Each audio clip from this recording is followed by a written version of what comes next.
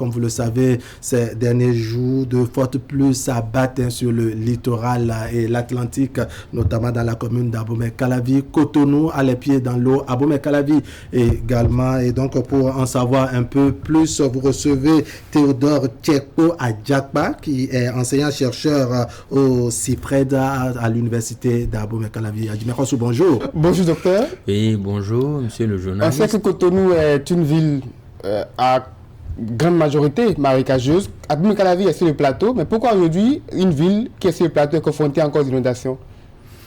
Oui, aujourd'hui, il faut s'attendre aux inondations à Abomey-Calavi parce que Cotonou était la cité dortoir où les gens menaient les activités, mais aujourd'hui, Calavi est devenue la cité dortoir. Et tous ceux qui travaillent à Cotonou cherchent à quitter, tous ceux qui travaillent à Cotonou et qui vivent à Cotonou cherchent à vivre à Abomey-Calavi. Donc du coup, tous les problèmes de Cotonou se sont transposés à Abomey-Calavi.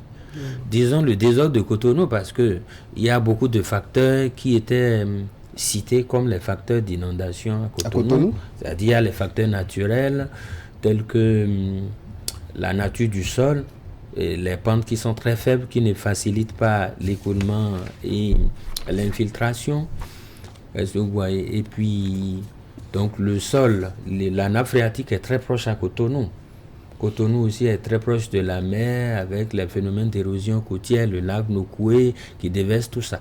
Mais aujourd'hui, tout le désordre qui se produisait à Cotonou s'est transposé à Calavi parce que tous ceux qui vivaient, qui travaillaient à Cotonou, ont tous cherché maintenant à avoir de domicile. Ou à avoir. Mais pourtant, Calavi, c'est une terre de bar, c'est le plateau. Oui. Alors qu'à Cotonou, on dit que la nappe est juste à 1 mètre. Ce qui veut dire qu'on devait avoir pas d'inondation, si c'est le cas. Oui, justement, c'est pour cette raison que tous ceux qui vivaient à Cotonou, pratiquement, ont cherché à avoir du terrain à Calavi. Au fait, il y a deux choses. Entre Calavi et Cotonou, la différence, c'est l'assiette. C'est-à-dire que c'est le cadre physique. Oui. Et donc, à Calavi, ce qui se passe aujourd'hui, c'est l'occupation anarchique, n'est-ce pas, des terrains. C'est-à-dire il y a une occupation anarchique à Cotonou qui s'est transposée à Calavi. Il y a l'occupation anarchique et surtout l'occupation des exutoires, c'est-à-dire les chemins naturels prévus pour l'écoulement de l'eau. Aujourd'hui, tous ces exutoires-là sont bouchés. Les gens s'installent de façon anarchique pour boucher, n'est-ce pas, les canaux d'écoulement des eaux. Et finalement, tout ce qui se passait à Cotonou que nous regrettons, les raisons pour lesquelles on était en train de fuir Cotonou, ces raisons-là s'installent à Calavi aujourd'hui. Et puis de façon regrettable. Vous avez dit que c'est le plateau, que c'est des terres de bar. Est-ce que ça permet une infiltration de l'eau? Justement, la terre de bar, quand vous observez, quand il pleut beaucoup à Calavi, il est difficile de circuler parce que la terre glisse. Et pourquoi ça glisse? C'est parce que ça contient assez d'argile et cette argile-là ne facilite pas l'infiltration de l'eau. Ça fait un. Ajouté à cela, il y a l'installation anarchique des populations qui bouchent les couloirs, les exutoires de l'eau. Ça fait deux. Donc quand on combine ces facteurs-là, ajouté aux déchets solides ménagers qui sont jetés dans les quelques caniveaux qui existent, les quelques caniveaux qui existent qui devaient faciliter l'écoulement de l'eau sont bouchés par le dépôt des déchets de tous ordres. Les déchets produits dans la plupart des ménages sont rejetés dans les caniveaux et voilà, donc quand nous combinons tous ces facteurs-là, n'est-ce pas, ça nous expose à ce qui se passe à Cotonou en termes d'inondation. La ville est de toute façon déjà construite. Est-ce qu'il y a encore une solution pour pouvoir permettre aux eaux de ruissellement de rejoindre les bassins du côté du lac Nokoué ou du côté de Djonou? Oui, la solution qui existe aujourd'hui, c'est vrai que dans la gestion des inondations, il y a des mécanismes qui sont prévus. Il y a l'Agence nationale de protection civile, la NPC, qui diffuse les informations produites par la météo, la DGO, le laboratoire d'hydrologie appliquée, Agrimet et autres. La NPC diffuse, mais il faut encore beaucoup plus de communication. Et ce qu'il faut faire fondamentalement aujourd'hui, que ce soit pour Cotonou ou pour Calavi, pour Calavi surtout, il faut une gestion des inondations par bassin versant. Le bassin versant, c'est un territoire sur lequel toute goutte d'eau qui tombe est dirigée vers un point qu'on appelle l'exutoire. C'est-à-dire que toutes les eaux d'un bassin versant sont collectées, n'est-ce pas, et dirigées vers un exutoire. Aujourd'hui, qu'est-ce qu'il y a lieu de faire? Très souvent, ce que nous faisons, c'est que les ouvrages d'assainissement ou d'évacuation d'eau ne sont pas calibrés, c'est-à-dire ne sont pas conformes à la quantité d'eau, au débit. Donc, à Calavi, il fait 311 mm en une semaine. Oui. Donc, il faut pouvoir, n'est-ce pas, au niveau des exutoires, construire des ouvrages qui peuvent, n'est-ce pas, contenir le passage de ces eaux-là en un temps record. Si les ouvrages ne peuvent pas contenir le passage de ces eaux-là en un temps record, l'eau est obligée de se déverser. Parce que l'ouvrage n'a pas la capacité de supporter la pression de l'eau.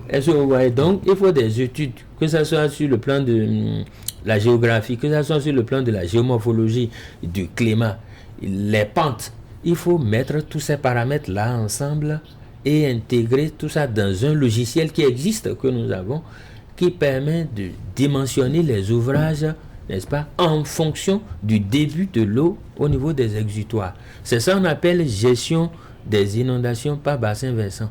Il n'y a que cette approche aujourd'hui que nous devons adopter pour aller au-delà de tout ce qui est fait déjà, pour pouvoir, n'est-ce pas, régler le problème des inondations. Faut-il aussi délocaliser les gens à Calavi, comme on le souhaite à Cotonou? Bon, on a dit que Cotonou est trop gorgé et qu'il faut délocaliser vers Calavi. Si on délocalise de Calavi, on va délocaliser vers où? Vers Zé, Tori et autres là. On déplace le problème finalement. Donc ça veut dire que le problème se déplace et n'a pas encore trouvé son point de chute. Le vrai problème aujourd'hui, comme je viens de vous le signaler, c'est qu'il faut faire une gestion intégrée des inondations par bassin versant. C'est-à-dire on réunit toutes les compétences ensemble. On fait des études de faisabilité. Est-ce que vous voyez? Et on identifie les exutoires et on les libère de l'emprise humaine. Parce que les exutoires... Il faut faire des casses. Voilà. Bon, il faut faire des casses. Non, on ne va pas appeler ça casse. On libère les exutoires. On est obligé de dégager ceux qui sont là. C'est-à-dire les exutoires, c'est les chemins qui conduisent au point de collecte. L'exutoire, c'est déjà le point de collecte. Mais avant que l'eau quitte l'amont pour aller vers l'aval, pour aller vers l'exutoire, il faut que ça passe par un chemin. Oui. Est-ce que vous voyez? Si vous ne libérez pas les couloirs d'écoulement des eaux, les eaux vont s'installer au niveau des habitations, issues les voies, un peu partout. Une dernière préoccupation, vous avez fait des études sur le bassin du Niger. Une toute dernière préoccupation, est-ce que vous pensez qu'on aura encore des cas d'inondation à Malanville et à Karimama cette année? À raison pluvieuse, en octobre? À Karimama et à Malanville, c'est fréquent. Hein? C'est pratiquement tous les 2 ans qu'on a le phénomène là-bas. Et la raison fondamentale, c'est le comblement du lit du fleuve Niger à Malanville. Ma thèse de doctorat qui a parlé de la gestion des inondations à Malanville et à Karimama dans le bassin du Niger a montré que entre 1954 et 2013, c'est-à-dire en 60 ans, le fleuve Niger s'est comblé sur 4,84 mètres à Malanville. Est-ce que vous voyez? Et ce débit-là, ce comblement-là a fait que les débits qui ne posaient pas de problème ont commencé par poser des problèmes parce qu'on a moins d'eau. Je crois qu'on aura le temps de revenir sur ça. Voilà. Davantage sur le cas du Nord, Malanville, Karimama, qui sont 2 villes aussi qui connaissent des problèmes d'inondation.